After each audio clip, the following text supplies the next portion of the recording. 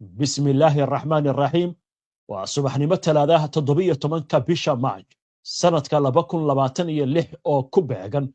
سجدي لباتنكا بيشا رمضان سنة كن أفر بقولا فرتن يتضبا تاريخ ذي هجرية كسو دوادا مركله هي برامجكي قولا شدا وراركا قضبدا ساك برامجكا أن ذي كوبا هينانا وحا كامدا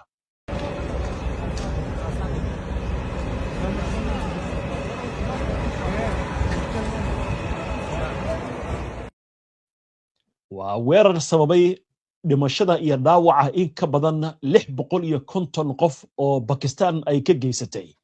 magaalada Kabul ee caasimadda waddanka Afghanistan. Xukuumadda Taliban ayaa wacad ku martay in ay ka aargudan doonto falkan oo ay ku sifaysay xasuuq. Pakistan dhankeeda waxay sheegtay in ay beegsatay xarumo ciidan.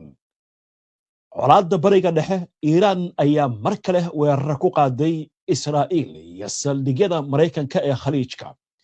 iyadoo markan la sheegayo in sawaariikhda Iiraan ay gaareen xafiiska Netanyahu iyo aqalka baarlamaanka Israa'iil. Mareykanka oo ka digay weerar Iiraan ay ka fuliso dalalka caalamka. Israa'iil oo shaacisay in duqeymo ay ka fulisay Dahraan lagu beegsaday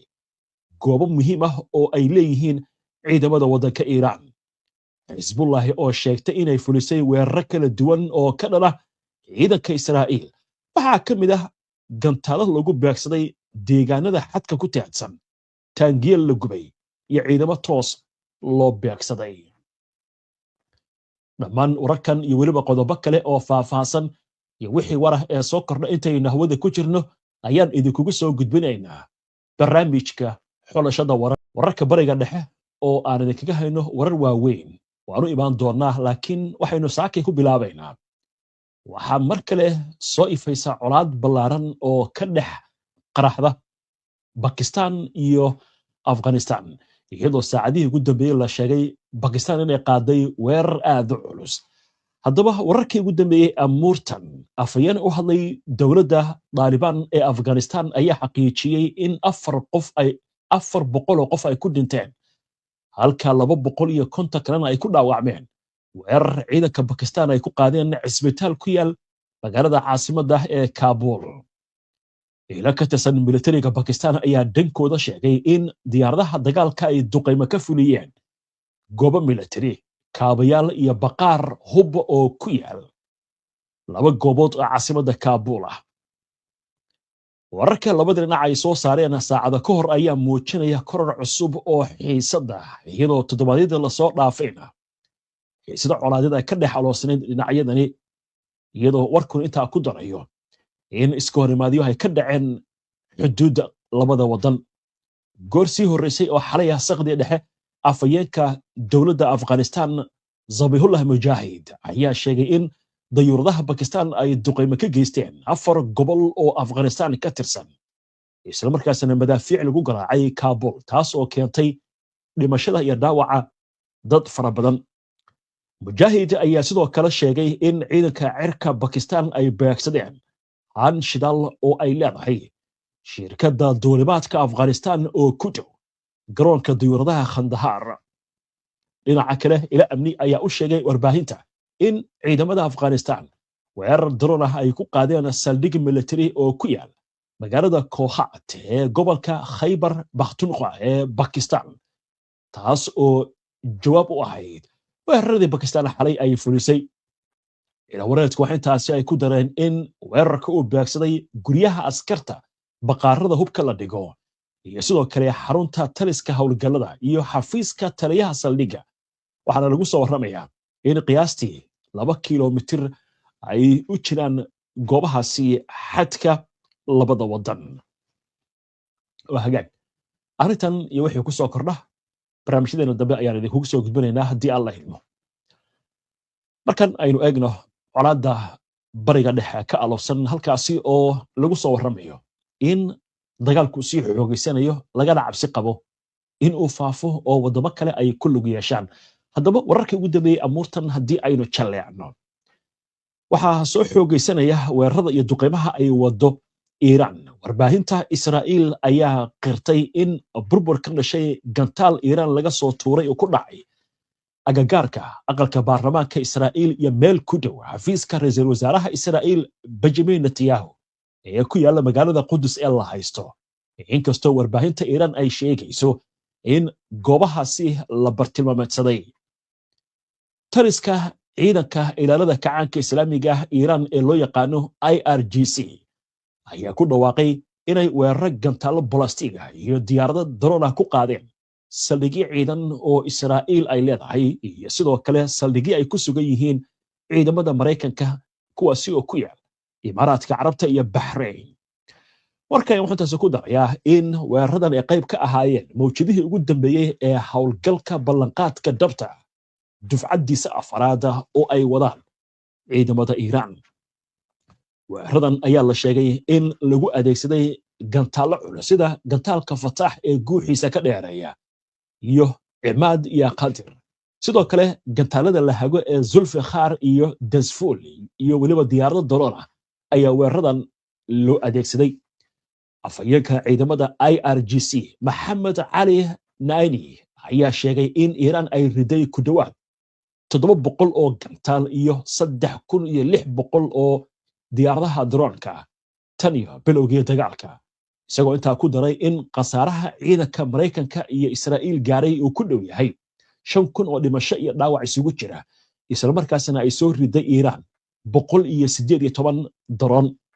waxaa xusid mudan in Israa'iil ay si adag u xakamayso xogta ku saabsan khasaaraha dagaalka, isla markaasna ay mamnuucdo faafinta macluumaadka arrimaha la xiriira.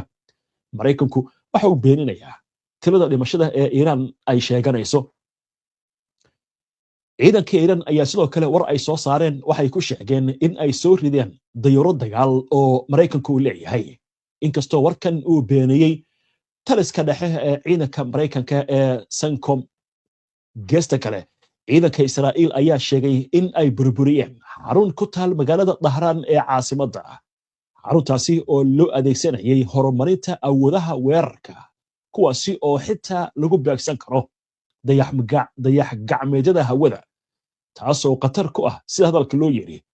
dayax gacmeedyada Israa'iil iyo kuwa dalalka kale ee hawada sare.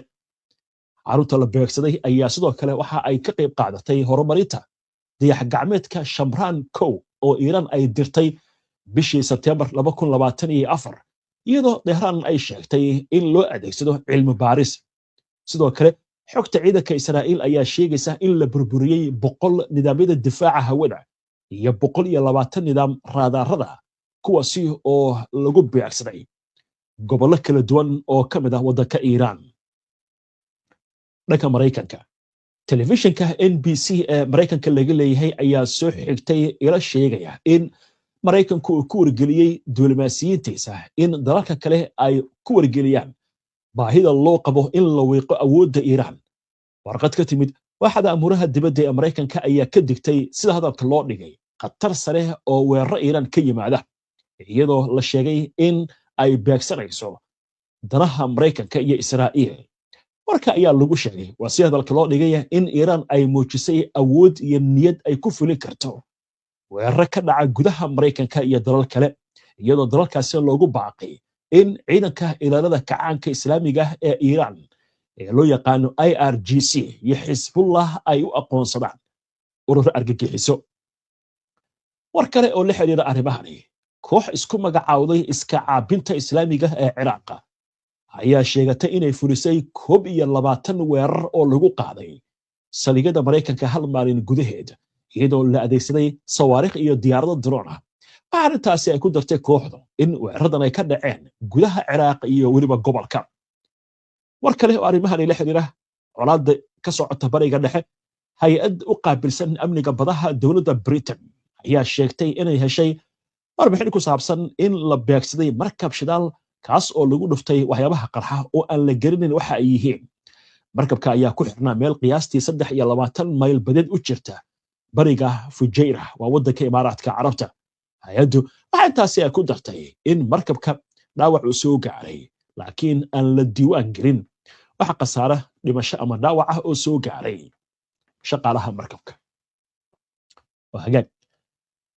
wararkaas inta aynu kaga gudubno waxaan u gudbaynaa warar dheeraad ah oo la xiriira xisbullah oo weerar dardar leh qaaday isla markaasna gantaalo ku duqaysay waqooyiga Israa'iil taangii ay gubtay iyo weliba Israa'iil oo duqaynaysa koonfurta waddanka Lubnaan waxaan kaloo haynaa warar la xiriira saldhigyada Mareykanka ee Iran ay duqaysay saacadihii la soo dhaafay ee wadamada Khaliijka dhammaan qodobadaasi iyo wixii warar ee degdeg ah ee ku soo kordha arrintan intaan u gudbin aynu ku hakanno qadar dhawaada ah marka la daawadayaal wali waxaad la socotaan barnaamijkii xulashada wararka oo subaxnimadan talaadada toos idinkaga imaanaya istuudiyaha iyaga koowaad barnaamijyadeena waxaad ka heli kartaan bogagga bulshada ee internetka sida youtube-ka facebooka twitterka iyo telegramka warbixino qoraalaha warar faallooyin iyo macluumaadyo kale waxaad kala socon kartaan bogga internetka aynu ku leenahay ee www.hbnonlinetv.com